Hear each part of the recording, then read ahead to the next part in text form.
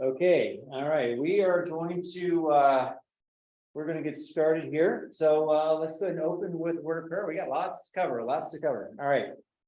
God, again, we're just so thankful just, for your blessings. We thank you for your care, and we thank you for everyone that's here. God, we just pray that you bless our time together. We pray that you bless our words. God, and that you would just help us to understand, and learn about you more and more. God, we thank you for the wonderful weather. God, we just ask that you would just be with everyone who is on vacation and on the road for the time, and also help them to be safe. I ask in Jesus' name. Amen.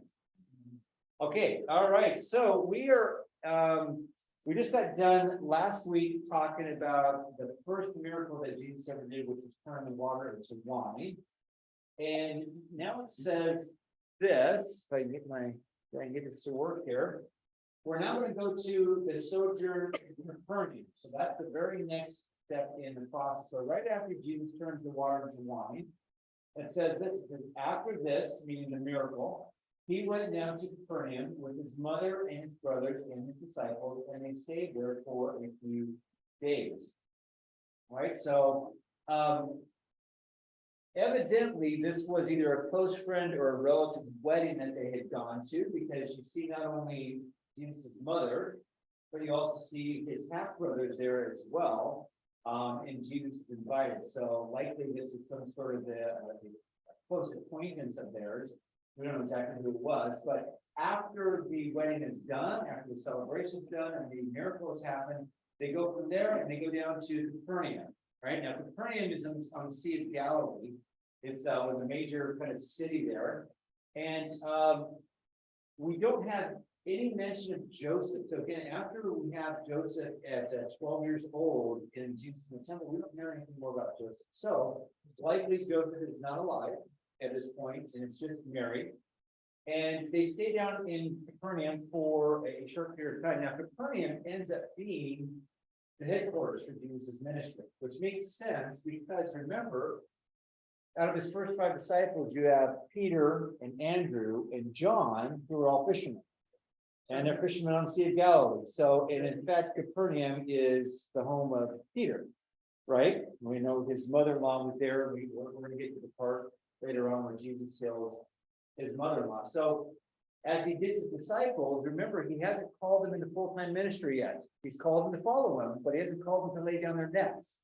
He hasn't called them to be fishers of men yet on a full-time basis. So, the reason why Capernaum makes sense is because they're going to go back to their day jobs, at least for now.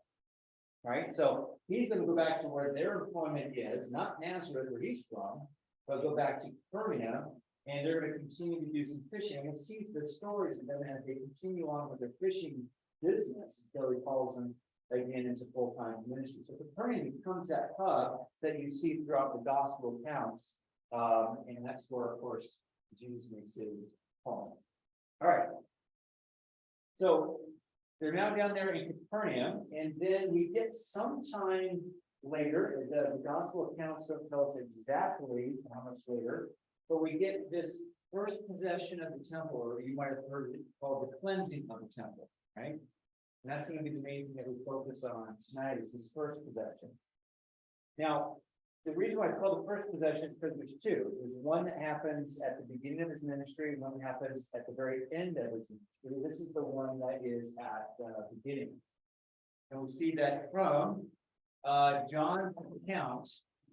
So in John chapter 2, verses 13 through 22, it says this: the Passover of the Jews is at hand, and Jesus went up to Jerusalem. In the temple he found those who were selling oxen and sheep and pigeons, and the money changers sitting there, and making a whip of cords, he drove them all out of the temple with the sheep and oxen.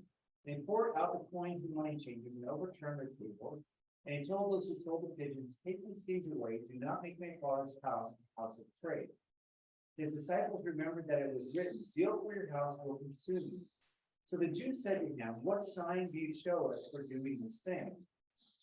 Jesus answered them, destroy this temple, and in 3 days I will raise it up. The Jews then said, it has taken 46 years to build the temple, and you will raise it up in 3 days?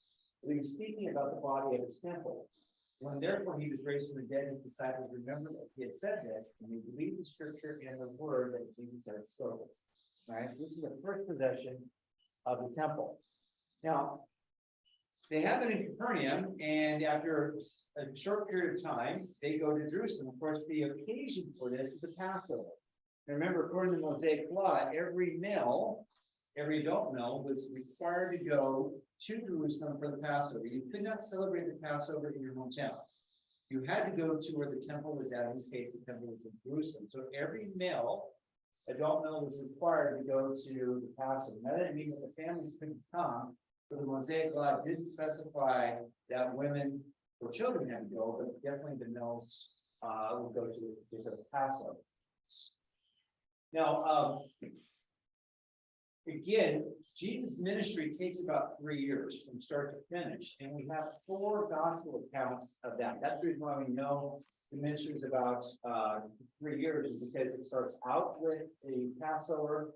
You have a second Passover, a third, and fourth, meaning that spans the span of 3 years. So that's where we get the 3-year time period, or one of the ways in which we come up with a 3-year time period for his ministry, right? Now, what happens here, remember, I mentioned last time, he does this miracle of turning water to wine last week, but that was very private. The only people that knew that was his disciples and the few servants that were there. And even told his mom, my time has not yet come. The time here is not his death. He's talking about the time to go public with his messiahship. So now we have, when he gets to Jerusalem, this is where he's going to go public. This is where everyone's going to know who he is and what he is going to do.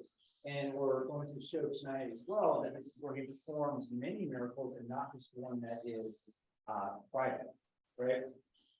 Now, the reason why you'd want to go public there is, first of all, the rabbi said that that's where the Messiah will go public, and it was the capital, it was the main religious center, right? So the temple was, so this would make total sense. The Messiah would become public within Jerusalem. But the other reason why it made sense in Jerusalem, not just Jerusalem, but Jerusalem at the Passover, was because of how many people would be in Jerusalem, right?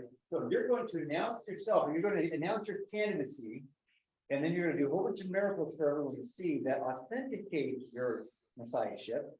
The place to do it is very public, the center of everything, and when there's going to be massive amount of people, where that story of who Christ is can then spread back to all of Israel and even outside of Israel. And we have an example of how crowded Jerusalem would have been. And this is what it says in the Pesach, which is a Jewish rabbinic writing. And says, one time Agrippa the king wanted to know the census population. And Agrippa was a few years after the time of Christ, but not much. He was right at the time of Paul, right? You read about King Agrippa.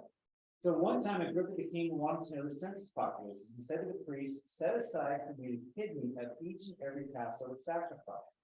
And they put aside for him 6,000 pairs of kidneys, twice the number of those who went forth from Egypt.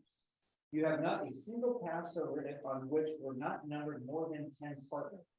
Now, what that means there is that what they're saying is that at the Passover celebration, there's at least 10 people at every Passover celebration, sometimes more, right? So you had to have enough lambs for those individual groups to meet. So excluding those who were unclean or who were away on a trip on that very day, the Israelites came to the Temple Mount and it could not contain them all, and it was called the crowded Passover. So if we take this rabbinic writing to be true, it means that each lamb fed about 10 people, and then there were 6 million people in attendance, right? 600,000 lambs times 10 people, 6 million people. Now, Josephus says it was, if you exclude Gentiles that were there and some other people who were unclean and things like that, he puts it more around 3 million people, but still 3 million people. If you've been to Jerusalem, anyone been there? If you've been there on that Temple Mount area, no way to get 3 million people up there. I mean, so we're talking very, very crowded, lots of people to see and witness what Christ is going to do. So that's important. He's going to go public in a very public place where there's a ton of people, and he's going to do it at the Passover, which is going to win him a lot of friends. All right. Now, it says that he went to Jerusalem, and in the temple he found those who were selling oxen and sheep and pigeons and money changers. So let's talk about this. There's a reason why Jesus was so upset. So upset. I got his mind upset. And angry about what's going on. And it says that he finds two groups of people, those who are selling animals for the sacrifices that would be done for Passover, and those who are changing monies, right? Now, what had happened here is what's called the Bazaar of the Sons of Annas. This is actually well reported in rabbinic writings. The rabbis hated Annas and his family and the Sadducees, right? So they did not speak kindly of them because of how corrupt they were. But here's what it was. Annas was the high priest before the time of Christ. He was deposed by Rome because of some issues that had happened within the land of Israel. In fact, he was even taken in chains away to go to Rome, stand trial, and eventually acquitted for that. But he was the high priest, he was deposed by Rome, and then Rome put his sons in high priest positions, as well as some of his son-in-laws. So what happened here is Annas was a very corrupt high priest. He was a Sadducee, super corrupt. And he was well known for his barbaric ways of enforcing power. Like he's the mob. When you think about the mob, Annas is the modern day version or the olden day version, ancient version of the mob. Like he is rich because he takes people out. He runs with the wrong crowd, and if you look the wrong way at Annas, he's going to take you out. So he gets wealthy off of his violence and how he collects money to people. Again, this is the high priest here, right? So let's keep that in mind about why Christ is going to be super upset. Now, this is what it says here. It says at one point during his reign, he was charged with stirring up disorder in Judea and sent to Roman chains. He was acquitted. However, and his power and influence increased even after he left office and continued to grow considerable influence. He did that through his sons, his 5 sons, and also through his sons-in-law. All right. So let's give you a little bit more information about Annas and about this bazaar that he set up, which will make it much clearer why Christ is so upset with what's going on. All right. Now, again, Annas was a Sadducee, very corrupt. And this is what Josephus says. It says, Josephus described him as a hoarder of money, very rich, and despoiling the common priest by open violence. He would actually have these people that would come, and they would grab, they'd have like these staves, and he would have his bully crowd go out, and if you were a priest and you didn't get in line with Annas, they would beat you. He would grab sticks and beat you, right? So it says here, the rabbinic writings state that he made his sons the treasurers and his sons-in-law the assistant treasurers. And of course, Caiaphas is his son-in-law. He was the high priest, an assistant treasurer, and he was the high priest during the trial and the time of Christ. Right. So even though Annas is not the high priest, and Caiaphas is the high priest at this time, Annas is on point strings. Right? Yes, Mike. Undoubtedly, Annas probably wasn't friends with all of the Israeli people, I would assume, because he was a Sadducees. That the other group, the Pharisees, probably didn't like the guy. So my question is did all the Sadducees go along with him in this beating of people with sticks and what have you? Good question. Actually, the Pharisees and Sadducees hated each other, and in fact, there was a civil war between them where they died. Right? I can't remember how many people died. But they actually had a war between the two of them where they were killing each other, right? So they hated each other. The reason they hated each other, and this will actually kind of play into the story of Nicodemus. This isn't part of your notes, but they hate each other because the Sadducees were okay.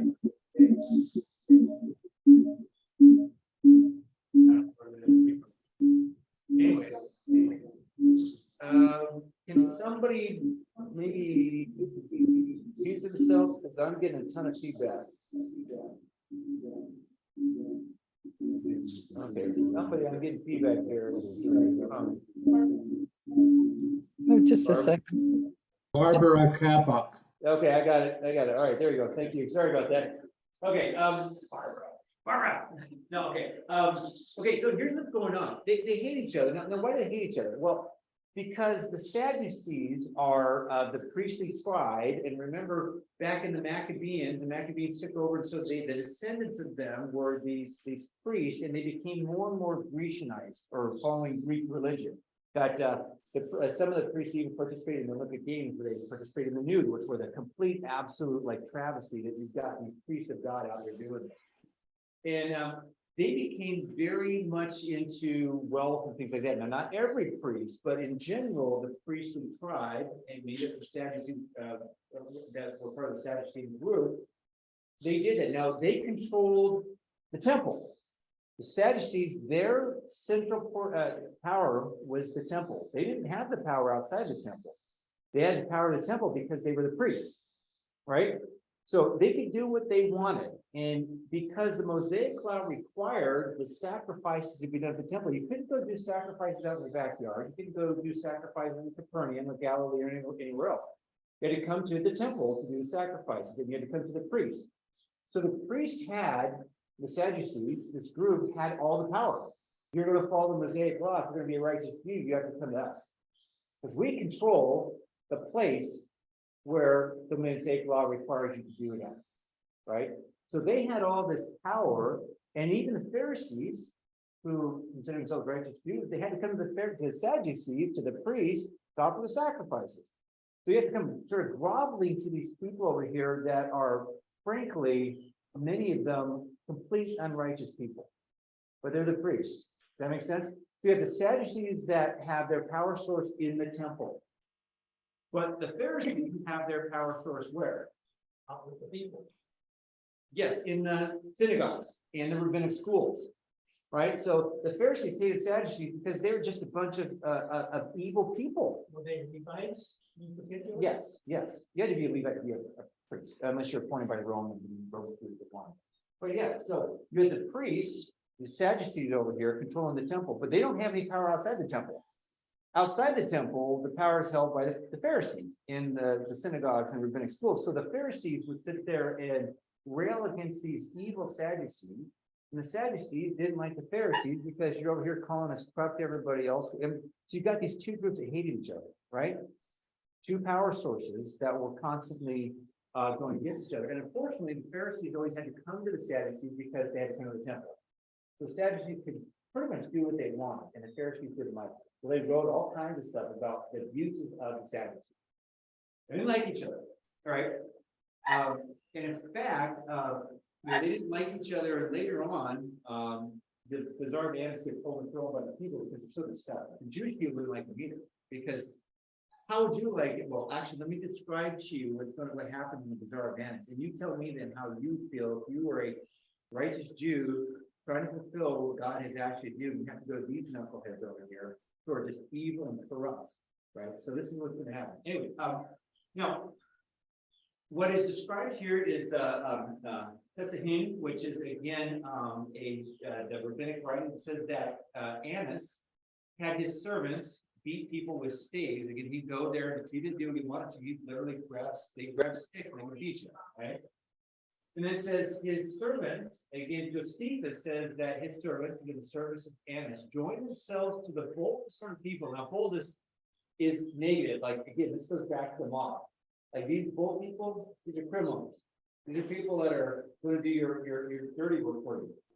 He joined himself to the boldest sort of people and went to it should be threshing floors. That's Josephus' mistake there.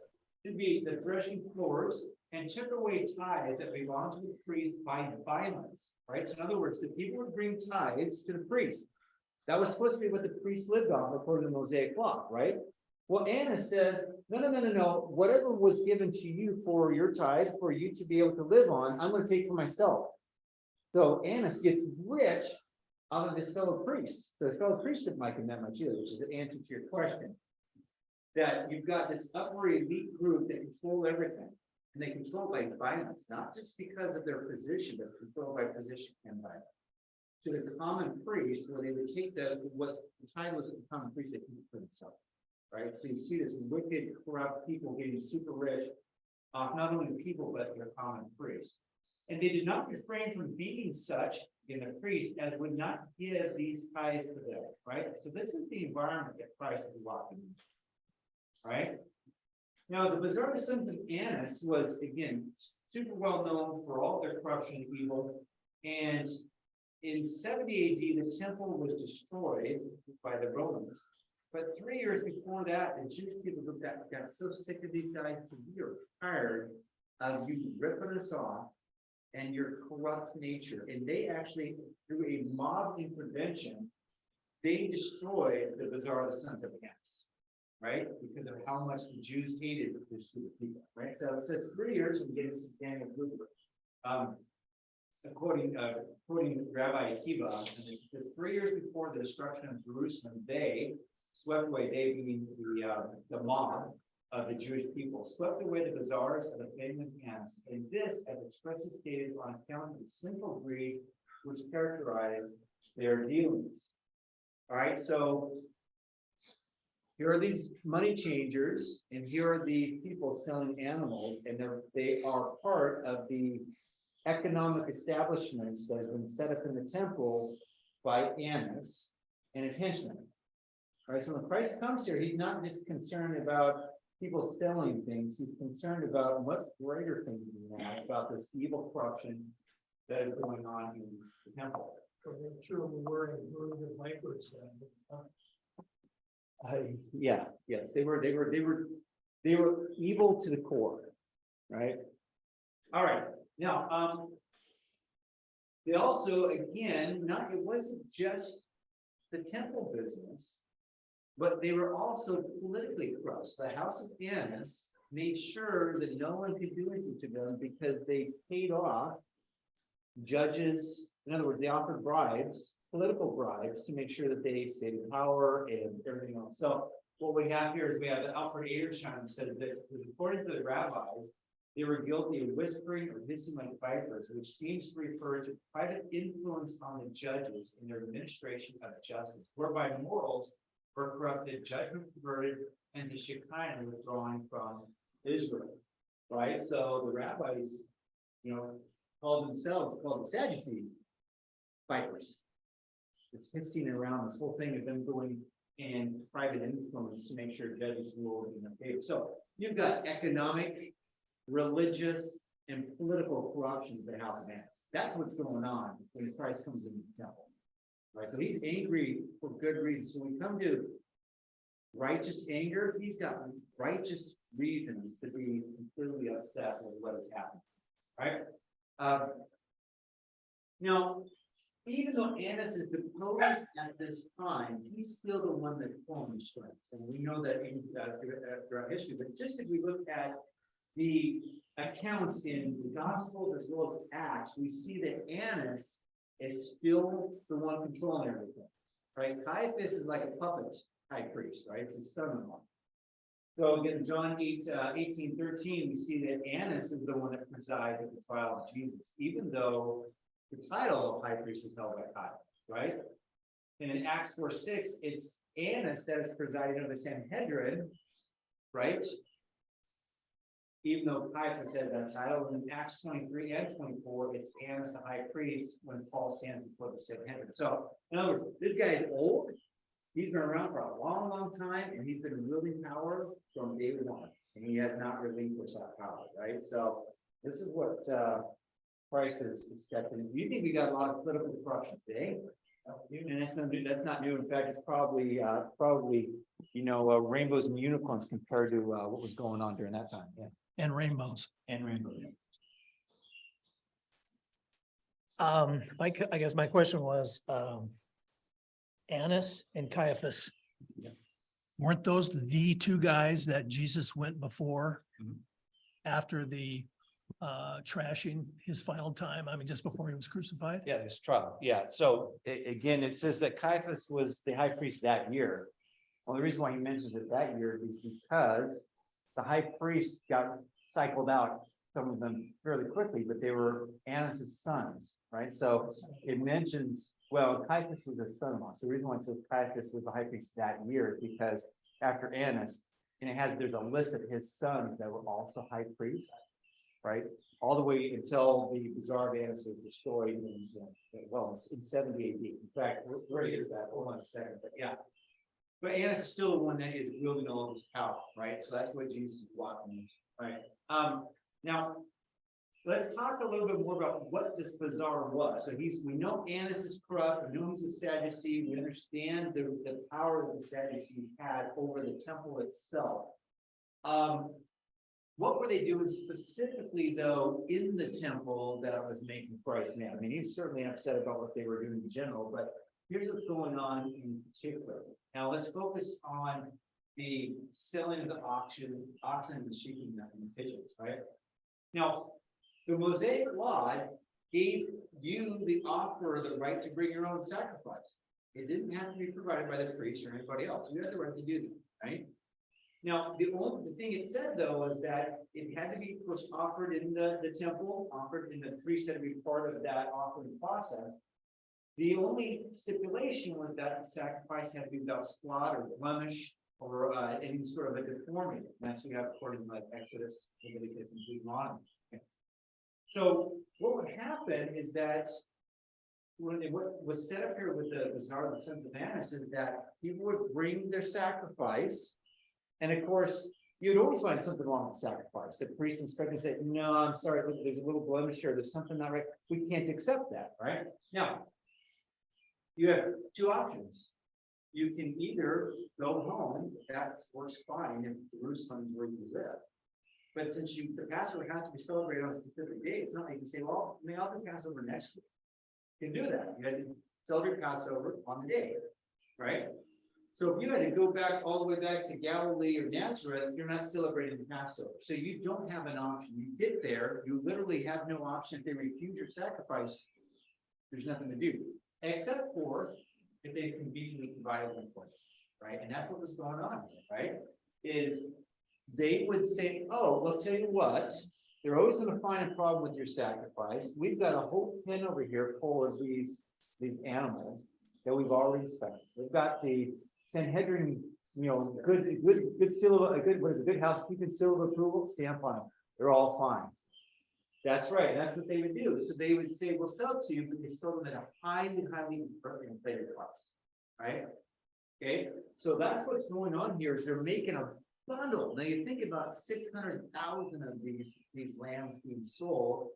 If you're getting a 30 or 40% markup on this, how much money is going into the coffers of Annas in his household?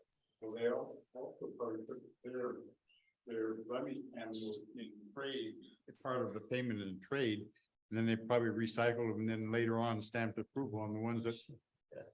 Yeah, sure. I'm sure that probably happens, right? Now, this is happening on the court of the Gentiles, right? So that'll be an example of the court of the Gentiles in slide here in just a moment. But that's what's going on with the animals, is this whole thing, right? Now, the money changers is because of two things going on. First of all, at Passover is when you're required to go and pay your annual half shekel temple tax, right? You had to go pay. I mean, that was part of what was commanded. So you had to go there, and you did that at Passover time. But you also would have to use money to buy these animals, right? From the Sadducees. So the issue here, though, was this: is that the Roman coinage had an image of Caesar, and because of the prohibition of idolatry, not making graven images, the Jews were not allowed to use Roman coins for the temple. Right, so what would happen is you would come there and you'd have to exchange your Roman coin for temple coin.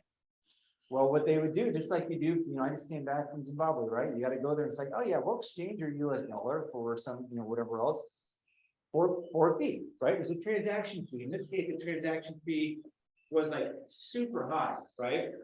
And so not only did you have to pay this huge fee to buy the animal, right, this huge upcharge, but then you also had to pay the service fee to get your coins changed in the temple coin, to not only pay your temple tax, but then also to buy the animals, right? Man, what a racket. And the thing is, there's nothing you can do about it, because where are you going to go?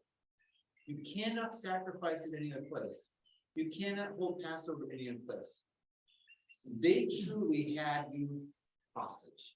Right? That's the nice polite way to say it. You were held hostage to that, right?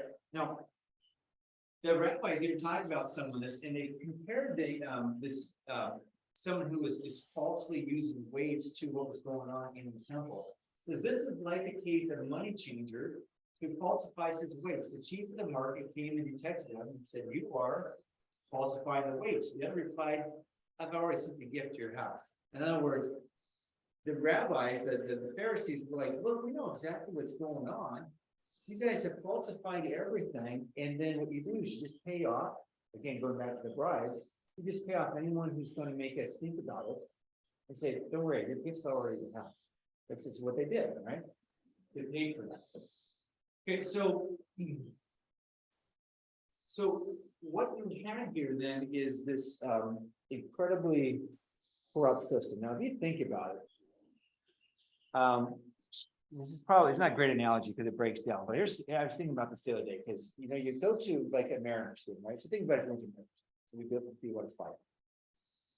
If you went to the Mariners game and you're required to eat a hot dog, right? That's part of it. You got to sit down and you have to eat a hot dog, right? Go to the Mariners and they say, "Hey, you can bring in a hot dog if you want."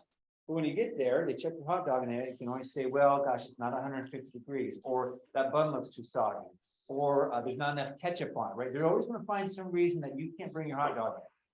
So like, great, I go in, I gotta get a hot dog. I'm required to buy a hot dog. You go to there, so instead of the Costco $1.50 hot dog with a big old pop, what do they charge you? $15? What? King Dog, or whatever they call it, or whatever else. And you're like, I've got to buy a dog, but now I got to buy it at 15 times what it might cost me, right? Or 20 times what it might cost me.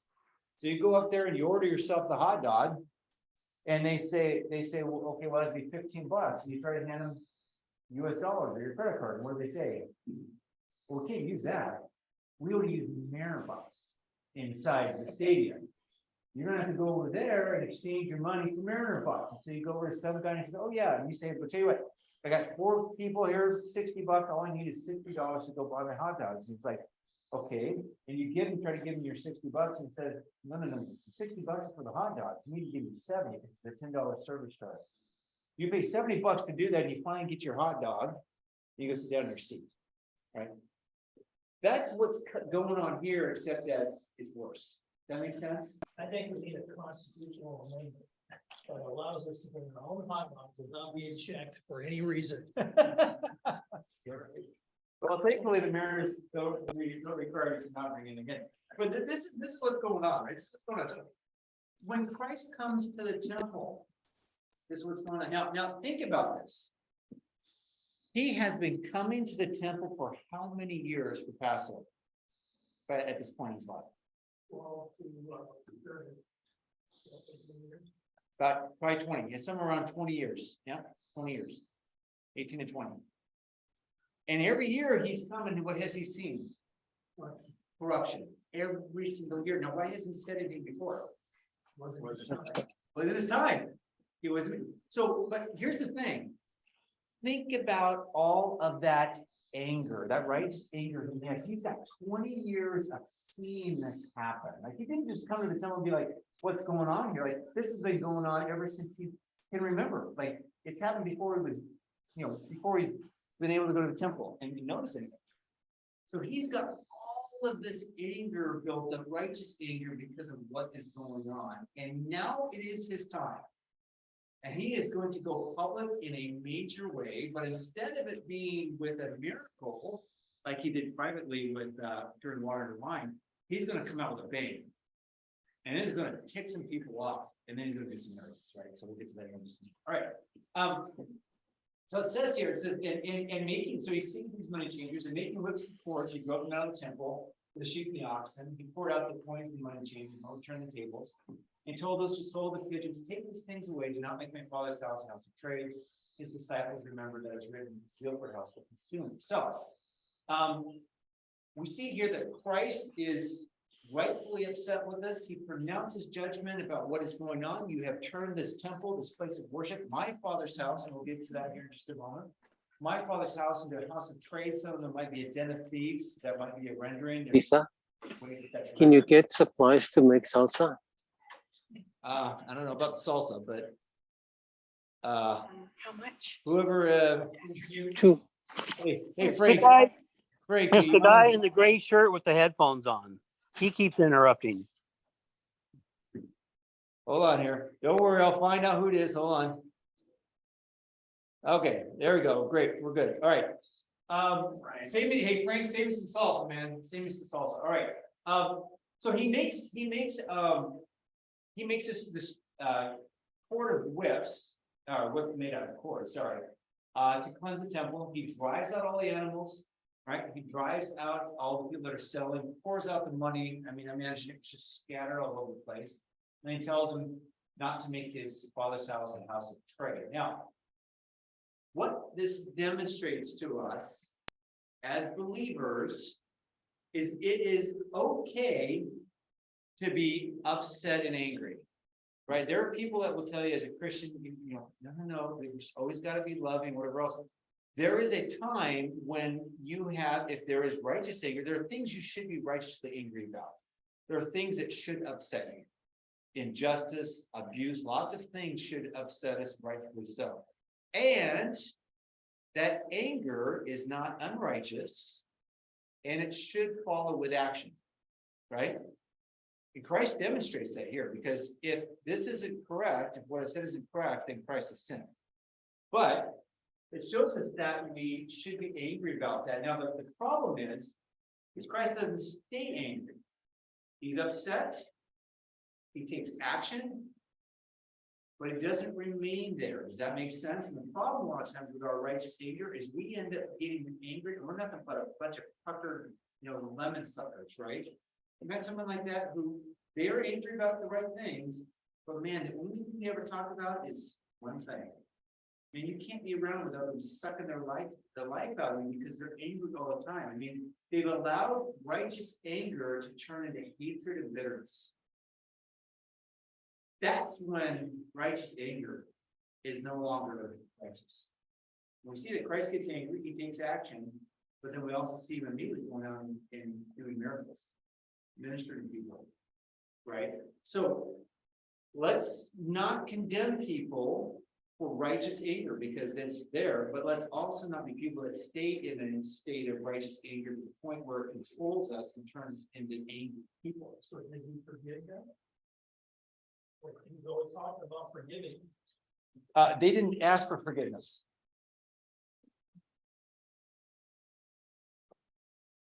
There's a difference between forgiving someone when they ask you for forgiveness and in your heart not holding enmity against them a long time. I mean, you can be angry at someone, righteously angry, right? But there's a difference. If I say I need you to forgive me, that's an act of forgiveness, right? But if I haven't asked you that, you can take a posture of saying, I'm not going to continue to be angry at that person. But that's not actually forgiving someone in the sense of them asking for forgiveness. Now, it doesn't say anything about whether or not what he did in his heart towards these people, but certainly he was angry enough to chase them out, right? Now, I'm assuming if they had come to repentance later on, he would have obviously forgiven them. But what we see from the scriptures is that he usually does. Like the Pharisees, he gets angry at them, and most of them reject him, except for Nicodemus. We know did not reject him because that was weird. So I don't know what to answer your question, I don't know what his position was, but I'm assuming it's on a person by person basis. If those Sadducees had repented, he would have forgiven them, right? Okay. Now, here's what it says in Ephesians chapter 4, verses 26 and 27. It says, be angry.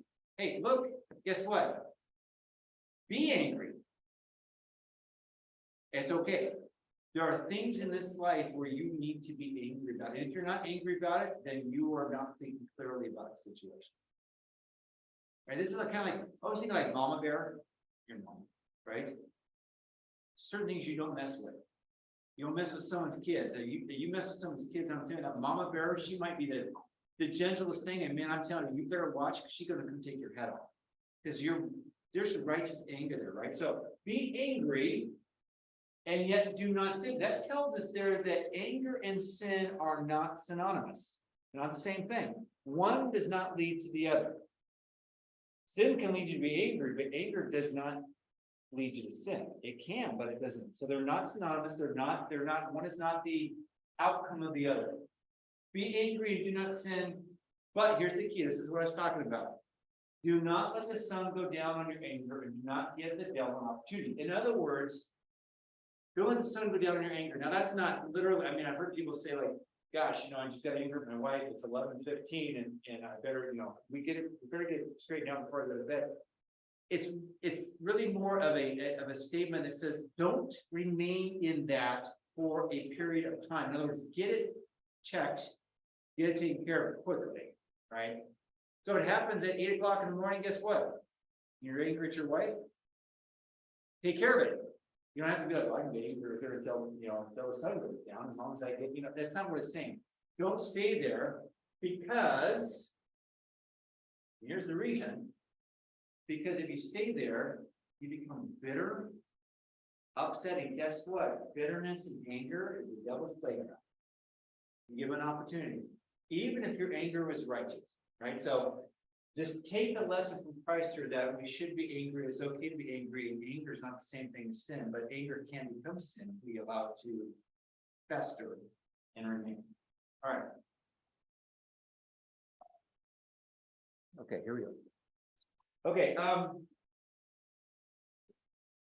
now it says here, it says, Christ says, you know, take these things away, do not make my Father's house a house of prayer, right?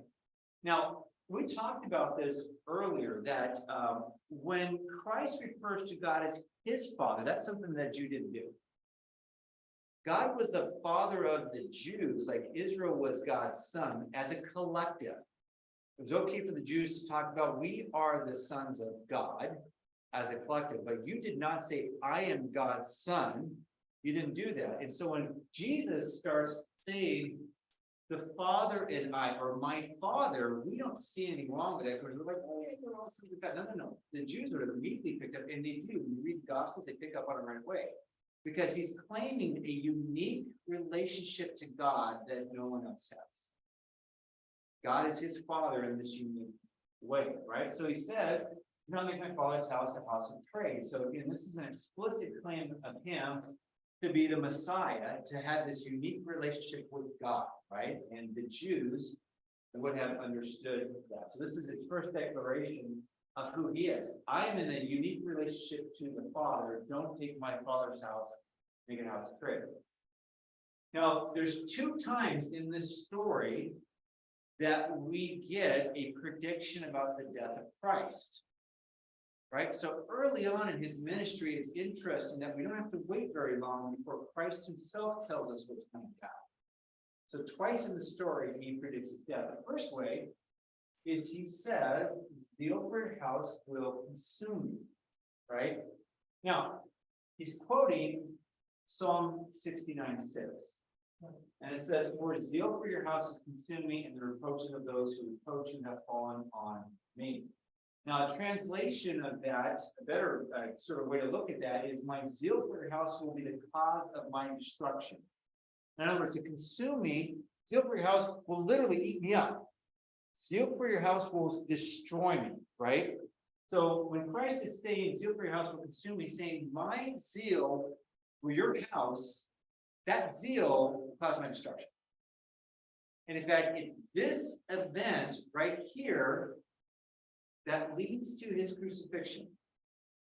And we're going to get to that in just a moment here about how the dominoes are called. But it's this one here. He starts out his ministry going public, and day 1 when he goes public, his death sentence is already written. Right? Because the people that oversee his trial are who?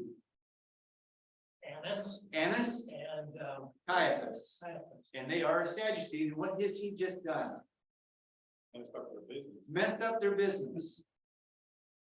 Okay, he took So- leadership. so he's on the blacklist from day 1 with these guys. And we'll go through some of the other things going on. But that's what it says here, right? Now, it's interesting, the disciples, of course, at this point, they don't know the full plan, right? So when we read the Gospels, we have to realize the disciples are kind of coming along in the process, right? We look back on it and go, oh, I know exactly what he's saying there. They don't know most of what he's talking about, frankly, until after his resurrection becomes clear. Right, and so they're just like, I don't know what he's talking about. I mean, I don't know what's going on here. I mean, they're probably just like poking each other and wondering, like, what do you think he's saying here, right?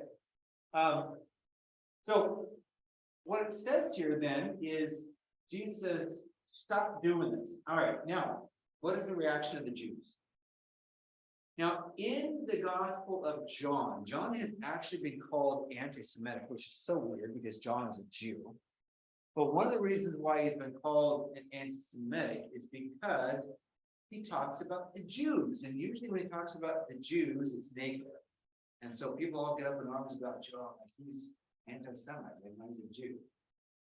You have to understand that there are different ways that that term is used. Sometimes the Jews refer to the Jewish people in general. Sometimes the Jews will refer to the common, just the common people.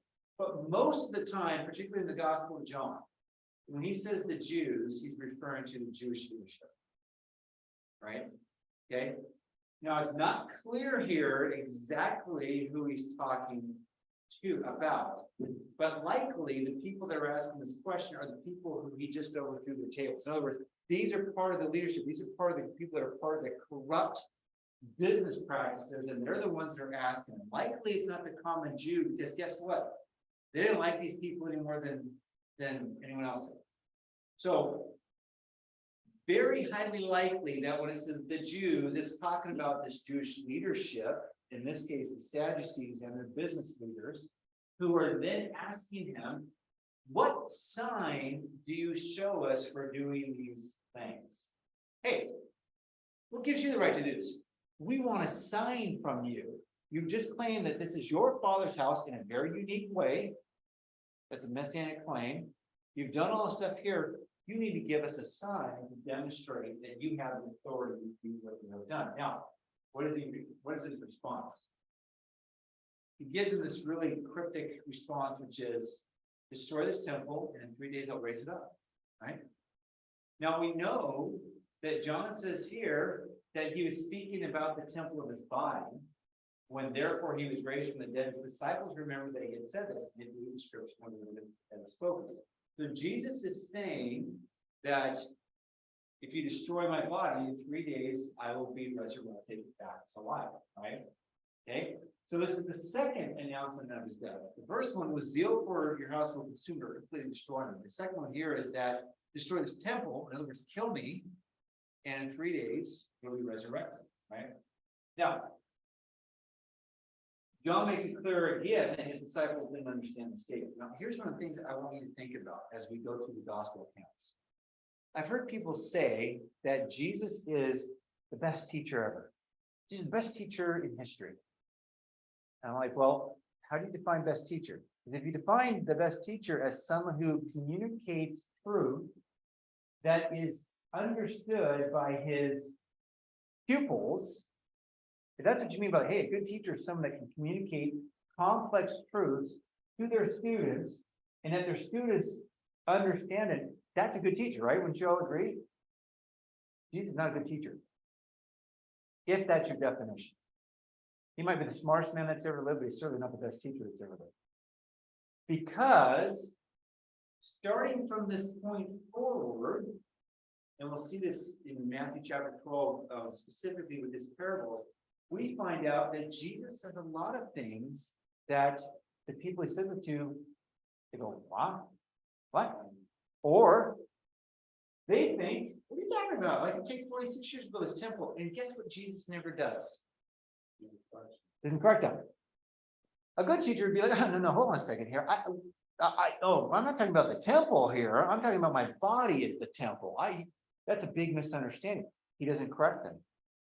Part of the reason why he doesn't correct them is because he wants this statement to be used as one of the defining reasons for his capital punishment. And we'll get to that here in just a moment. He doesn't correct them, and they will use the statement against him to declare the reasons why he should be killed. Right? So Jesus, many times in his ministry, and I'll point this out, is intentionally vague so that his hearers don't understand.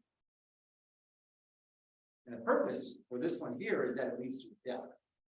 He wants them to think he's talking about tearing down the temple. We'll talk about that in just a moment, so that it results in his death. Now, When he's rejected by the nation in Matthew chapter 12 and 13, he starts talking in parables, and the scripture says that he taught in parables so that they would not understand. So when we talk about Jesus talks in parables, isn't that parables are the best way for us to tell a story, because look at what Jesus did. Parables might be a good way for you to tell stories to your kids, but he told parables so that his audience wouldn't understand, not so that they would understand. His intention was to obscure the truth and not to provide the truth. And we'll talk about why that is when we get to Matthew 12 and 13. But I want you to hold on to this idea that Jesus says stuff sometimes and you wish he would just correct them, but he doesn't. It's not because he doesn't know they don't understand. He intentionally doesn't correct them for his own purposes. We'll find out what those are as we go through. Does that make sense? It's a good example here. Or he knows that at some future point, it's gonna become clear.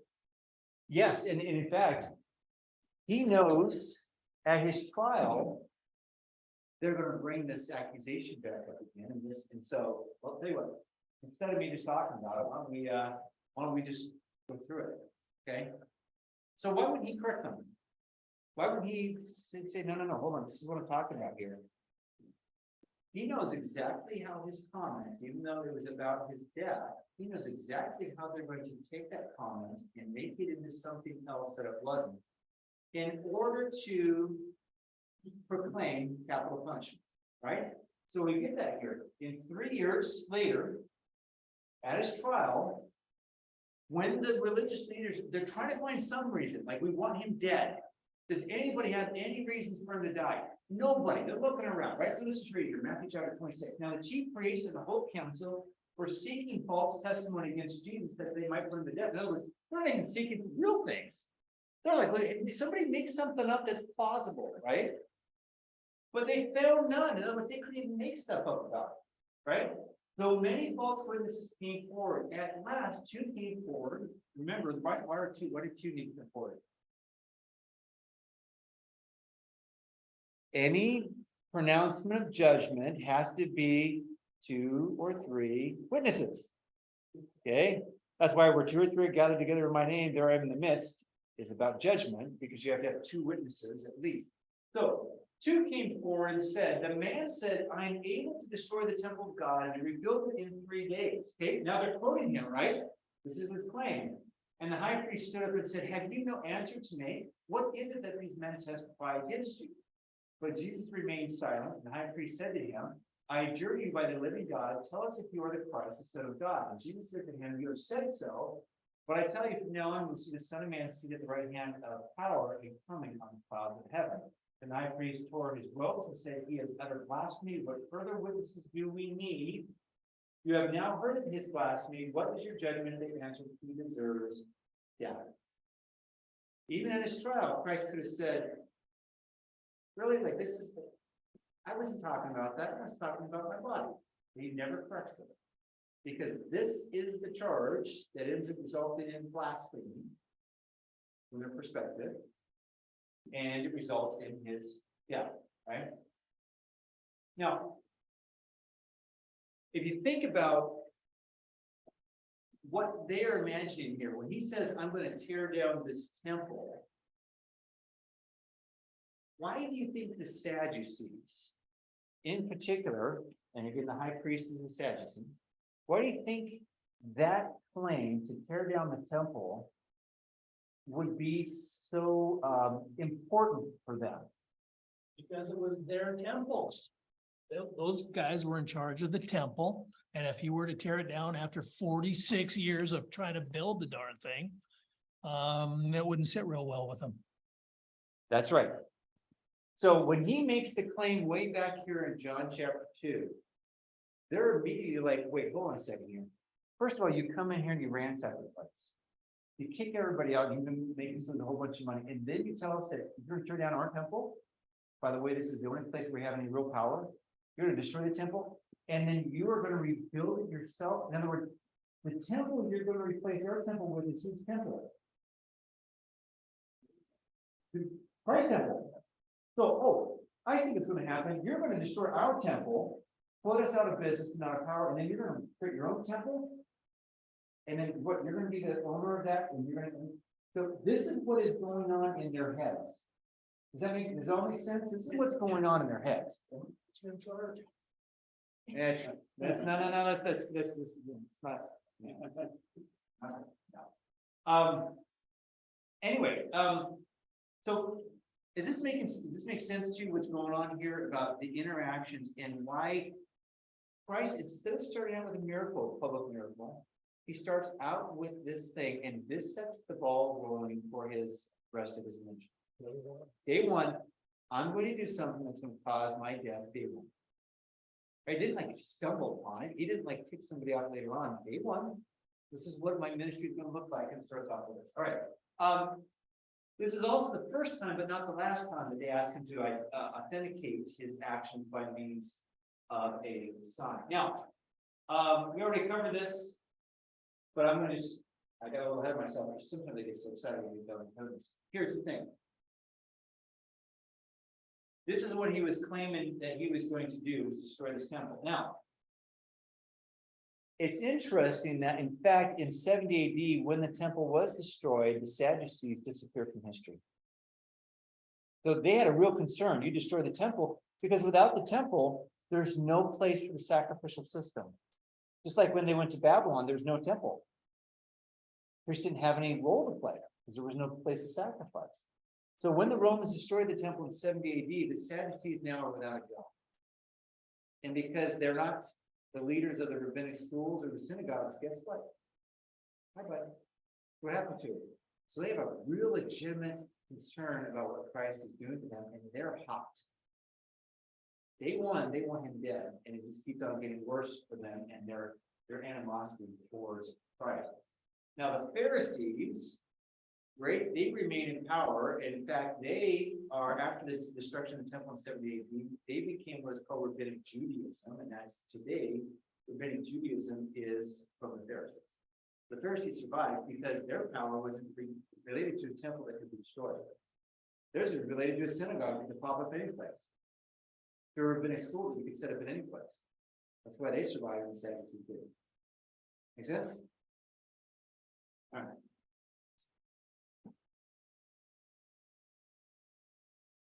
Okay, let's take a look at Herod's temple. I just wanted to go back to the comment here very quickly.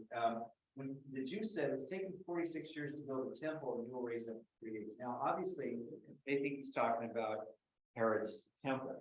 Now, if you remember, Herod's temple was a rebuild of the temple of Zerubbabel, right? So Solomon's temple was destroyed by the Babylonians, right?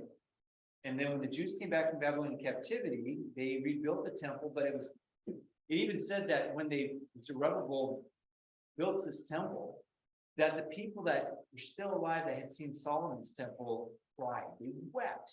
They said you could hear them, like they wept so loudly because they looked at what it was, and it's like, oh, like that looks like an outhouse compared to what we had. I mean, Zerubbabel's temple was not glorious compared to Solomon's. So when we get to King Herod here, again, he's an Idumean, he's an Edomite, right? A nominal convert to Judaism. He's not well liked by the Jews at all, so he takes some advice from some of the rabbis, like, how do I maintain my power without having a revolt? How do I try to appease the Jews, even though I don't like you guys very much? What do? Build a temple or refurbish this thing because no one likes it. It's sad. It's difficult. So Herod goes on this building project to refurbish the temple of Zerubbabel. And in fact, Herod's temple outshone Solomon's temple. It was grander and greater. In fact, you could see Herod's temple, it said, from miles away, glimmering in the sun. It was made out of this marble, yellow marble, white marble, blue marble, and it was inlaid with gold all over the place. Like this thing was, you could see it. The sun hit it and it would shine for miles and miles away. Right? You could totally see that as you're heading towards Jerusalem from multiple different areas. So we've got this temple that Herod has built. And by the time Christ comes into this Passover, they've been working on it for 46 years. So like this is a long-term project here, right? That they've been working at this point. And what you see here is this is a picture of the temple.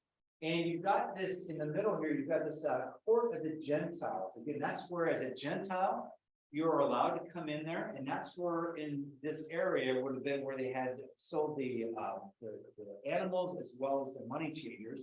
And of course, then you'd have the court of the women that would lead you to the courts that had the altars in them, and then you have the holy place and the holy holies. So that's the structure of the temple during Herod's time. Now, the restoration work for this began by Herod back in 20 or 19 BC, somewhere around one of those 2 years. So in other words, by the time this has been going on, this is 46 years. Like they've been working on it for a while. Now, the mention that this has been going on for 46 years helps us to identify. Now, again, there are those who believe that the death of Christ happened in 30 AD, and some that believe it happened in 33 AD. Right? There's two primary views on what year Christ died. Well, one of the main reasons for the early date of 30 AD is because of this. Because at the beginning of Christ's ministry is 3 years, he says, or the Jews say that they've been building this 46 years, which tells you then that the incident is about 27 AD. And then 3 years later would be the death of Christ at 30 AD. So that's one of the main reasons for the 30 AD date versus 33. Make sense? All right. Now, the work on this continued way past the time of Christ. In fact, it wasn't completed until 63 AD, and of course, 7 years later, it's destroyed. Like, that's one of those things where it's like a brand new yacht that's out in the middle, it's on this maiden voyage and it sinks like 3 miles out in the ocean, something like that. That's kind of what happens here. Now, one of the ways to sort of read this is they say that in the gospel account here is that it's taken 46 years to build this. Now, again, it didn't get finished until 63 AD. So likely what the Jews meant here is that it was a portion of perhaps a sanctuary or perhaps, other different parts of it that had been completed, even though the entire restoration had not taken place. All right. Still good? All right, now let me just give you just a little bit of extra info about Herod's temple that Christ is coming into. There are really 4 things. There's kind of a 5th thing here, but it's hard to understand the idea of the fire of God. But there's 4 things that were missing specifically from that. Number 1 is the Ark of the Covenant. So if you watched Indiana Jones in the Indiana Jones in Raiders of the Lost Ark, that's what it is. Okay, they're looking for the ark, right? Because that was taken away. So the new temple didn't have an ark, didn't have the Urim or the Thummim, which are these devices that were on the breastplate of the high priest, where they would be taken off and probably like casting lots would be used to divine God's will. And then of course the holy anointing oil was missing as well. So this is what the rabbi said about the temple here. It says, when the Holy One, blessed be he, in his mercy will again build his temple and his holy place, he will restore them, meaning the missing items from the Solomonic temple, to their position in order to gladden Jerusalem, as it says, and this is a quote from the Bible, the wilderness and the parched land shall be glad, and the desert shall rejoice and blossom as the rose, it shall blossom abundantly and rejoice, according to Isaiah 35, verse 1. Now, interestingly enough, the rabbis believe that the temple will be rebuilt again, and this will be Messiah's temple. And when he does, certain things will be restored. In this case, the Shekinah glory will be restored. But they believe that all of these things will eventually be restored when the Messiah built it. Now, we do know that they're right. The temple will be rebuilt. And who's going to be the builder of the temple? God. Christ. Whose temple will be? It will be his temple. So they actually had their theology kind of right here, right? About what's going to happen in the future. All right. Just a real quick thing here, in case you're wondering, remember. Once a year on the Day of Atonement, the high priest had to go into the Holy of Holies and had to offer sacrifice by throwing blood. Against the Ark of the Covenant, the mercy seat, right? On the mercy seat, and then 7 times down at the base of the altar, right? Or the Ark of the Covenant. So they had to do that.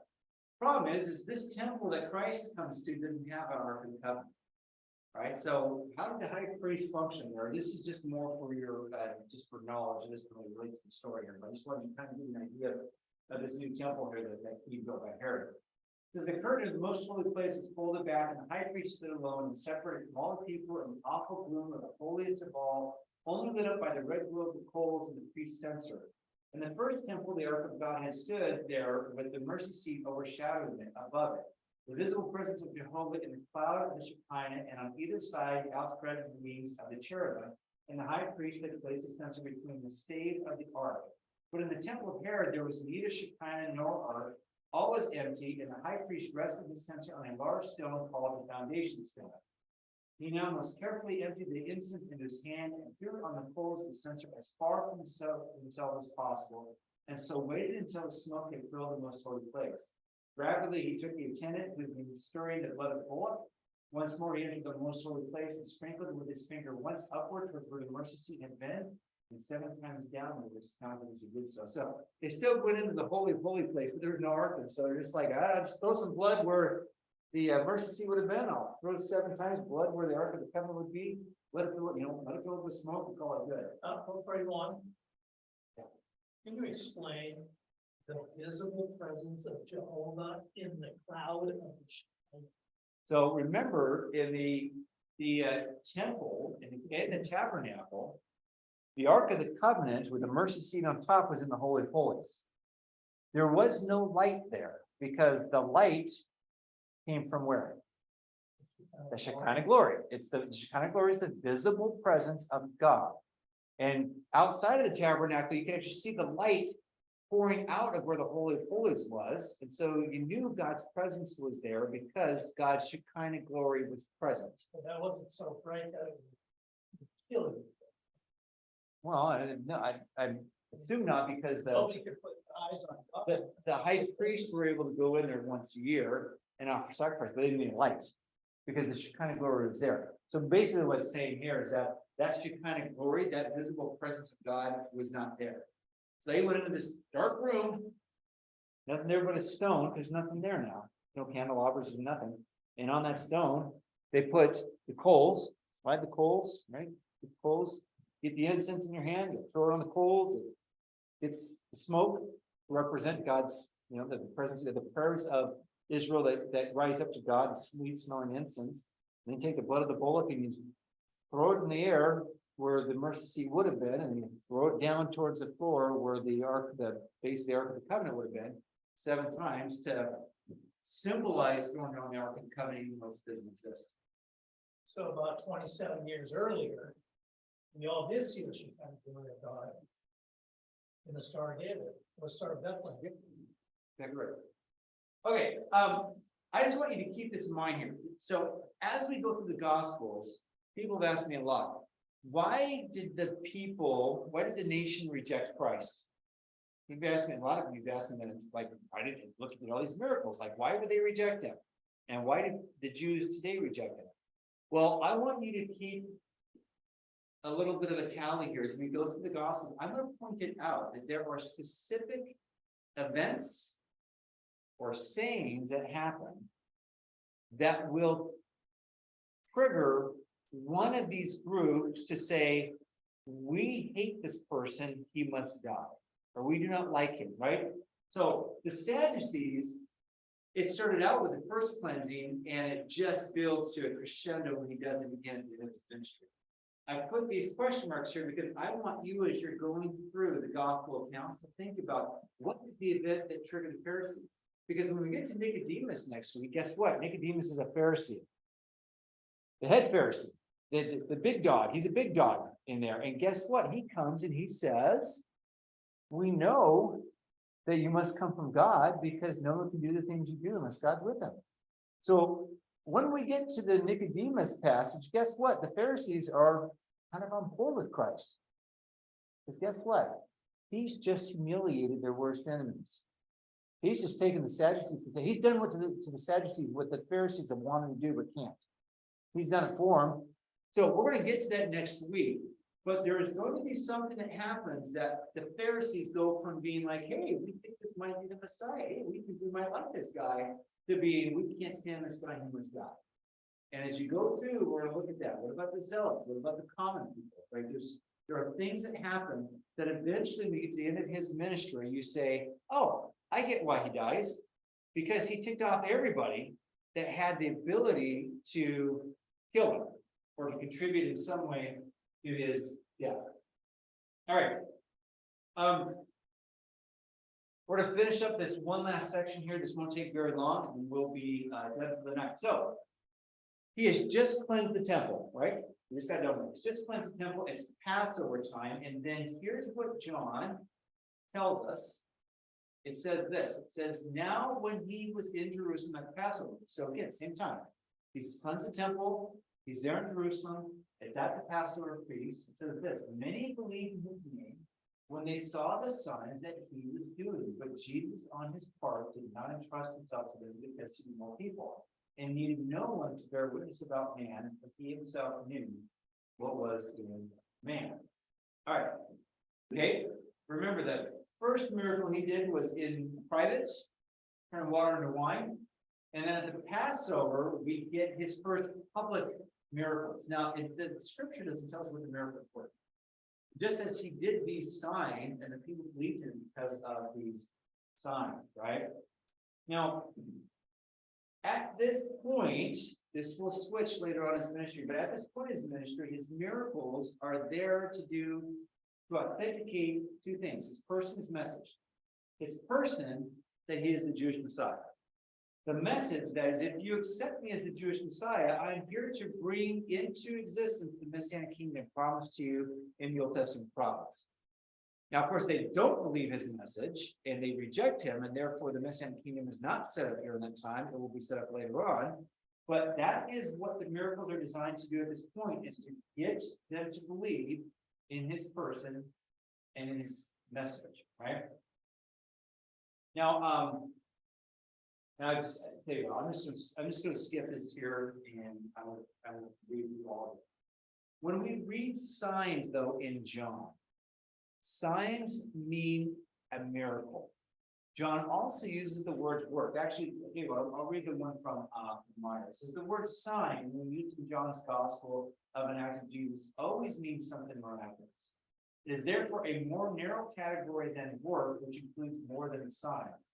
The works of Jesus are everything he does to accomplish the work of salvation, the all-inclusive work that the Father wills to bring to completion by sending his Son into the world and exalting him to the cross. I should say cross, not course, but anyway. Thus, the works of Jesus can encompass both words and deeds. Fittingly, therefore, the wider term ergon, work, is used more often in John's gospel than is semeion, sign, 27 times verses 17. It occurs more often on the lips of Jesus when he describes what he has done. Indeed, Jesus himself speaks only twice of signs, once in a negative sense and once in an ambiguous sense. In contrast, he often speaks of his work or works in a positive sense. Right, so when it says here that he was doing signs, it means he did miracles. It wasn't just he was doing works, he was doing something miraculous. And the result of that is that it says many believe in his name. But then we get this weird statement. It says, but Jesus on his part did not entrust himself to them. You ever read that and been like, I don't get that. If you did these signs, people believed in you, and then you're like, yeah, that's fine. I don't entrust myself to you. It seems weird. That means to me is that they're saying they believed in him, but in their hearts, he knew that they didn't. Yeah, yes, that is what is going on here, is that they believed in his ability to do miracles, because not even the Pharisees denied that, or the Sadducees. In the rabbinic writings, they acknowledged Jesus as a miracle worker. They just claimed that he did it because of the power of Satan. So no one can deny his miracles. right? This is one of the reasons why we know that the miracle stories in the gospels are true, because the fact that the external sources that are contrary or that have animosity towards Christ recorded as well, right? So we know that that he did it. But here's the thing. They had faith that he could do a miracle, but they didn't have faith in who he was. And he's presented himself as the Messiah, and they don't believe him that he's the Messiah. We find that later on. Remember when he gets done feeding the 5,000, right? And then he leaves and they go across the water, and then the next morning the crowds show up again. And what do they want? No, they don't want to be healed. What do they want? We fed them bread the day before. What do they want? Give us more bread. You said that. Yeah, more bread. They show up and say, "Hey, thanks for the meal yesterday. How about a meal today?"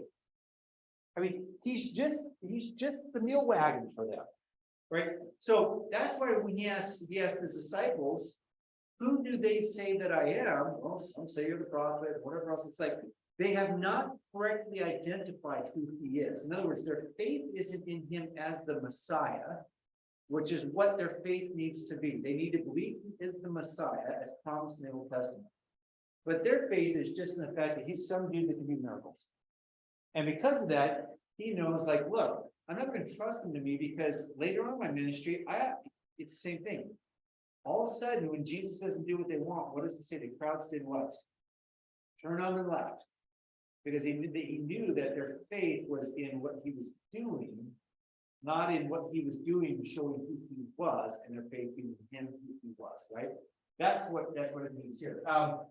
Now, one last thing, and then we're going to be done here, is that John develops this idea, and throughout, remember, John's gospel, the theme of John's gospel is Jesus the Messiah, the what?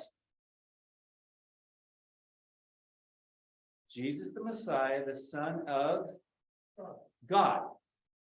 So John's gospel is written to show the deity of Christ. Luke's gospel is Jesus the Messiah, the Son of man, designed to show the humanity of Christ. So John takes painstaking sometimes methods to demonstrate the divinity of Christ. Here's one thing that if you're just looking at it, you just let it goes over your head. But look what John says. It says, and he needed no one to bear witness about man, for he himself knew what was in man. In other words, he's omniscient. I'm not going to trust myself because I know everything about it. Right? Like you and I can fool each other, but you can't fool Christ. That's why he knows, like, look, I know exactly what I believe in. You don't believe in because you didn't have an inside, you believe in because I can do good things for you. Right? So John here is developing that theme that in fact Christ is God. All right.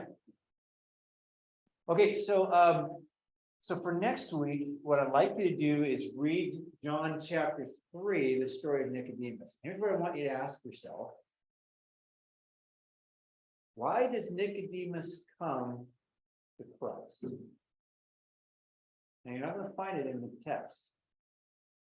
But I want you to think about what we've actually covered this week, because what we have just covered this week will tell you part, or I think probably most of the whole story as to why Nicodemus actually visits him. Do some research on who Nicodemus was. He wasn't just a Pharisee. He's written about him in rabbinic writings as well, so he's very, very well known. Who is Nicodemus? Why is he the one that's coming from the Pharisees to talk to Jesus? What are the events that we've just described? How do those events we've just gone through precipitate that discussion? Because if you don't ask yourself the question, all of a sudden you go from this, from Jesus cleansing the temple, all of a sudden you say, oh man, Nicodemus shows up and I go, yeah, just wants to chat with Jesus. Why would he want to chat with Jesus? Okay, don't answer the question. Right? Don't answer the question yet. I want you to go back and think about that particular issue. Here's the other thing I want you to think about for next week. It is a common misconception that when Jesus tells Nicodemus, you have to be born again, that Nicodemus doesn't understand what he's talking about, or he's never heard the term being born again. And the common thing that you'll hear from the pulpit or wherever else is like, Jesus says you gotta be born again. He's like, what do you mean be born again? I don't understand that. No, that is not the case. Nicodemus has heard the term born again many times. What happens is that Christ adds a meaning to the term that Nicodemus is unfamiliar with. So it's not that Nicodemus has not heard of being born again. That was actually very common rabbinic teaching, and we'll talk about that. It's the nuance that Christ adds to it that Nicodemus showed him. Right? So think about that for next week. So any questions? I'll just stop talking and ask if there's any questions before we close. Being born again, have anything? Don't spoil it, Mike, if you've already read ahead. I haven't. Does being, I'm sure you have. does being born again have anything to do with being a child of God? No. Not in the way that you're referring to. So I won't spoil it, but yes, next week, come back and we'll talk about what it meant to be born again and how Jesus says something that throws him for a loop where he's like, look, it's impossible for me to be born again. Like you just said, I can't see the kingdom of heaven unless I'm born again, but there's no way I can be born again. And so we're getting, so Nicodemus is actually very stumped. And then Jesus tries to explain to him, and he still doesn't quite get it until close to the Well, I do recall Yeah. the chosen. No. Well, let's put it this way, the chosen, I mean, there's a little snippet in there, but it's you come next week because you are not gonna learn what, you're not gonna learn the whole thing from watching the chosen, I'll tell you that. Okay. Questions online, any questions?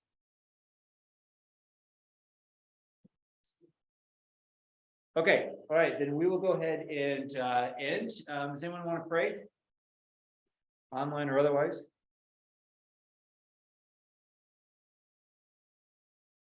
Okay, well, all of you will close them. God, we just pray right now that you would just work in our hearts and our lives with what we've learned tonight, God. I pray that we would understand the events that have happened in the life of Christ, understand what is going on and why he expressed the righteous anger. And God, I just pray that we would have an understanding, better understanding of what it means to have righteous anger that is expressed appropriately, God. And that we would be people of faith that would be upset about the right things, the things that you're upset about, that we would take the right action, but not allow that to become something that turns into sin. God, let it, the example of Christ, be the example that we follow. We just ask for everyone here tonight. We pray that you would bless them, pray that you would keep them, and that your face would shine upon them, and that you give them peace, God. We just pray you bring them back next week. In the name of your Son, Jesus the Messiah. Amen. Right, thank you, everybody online. See you next week. Thank you.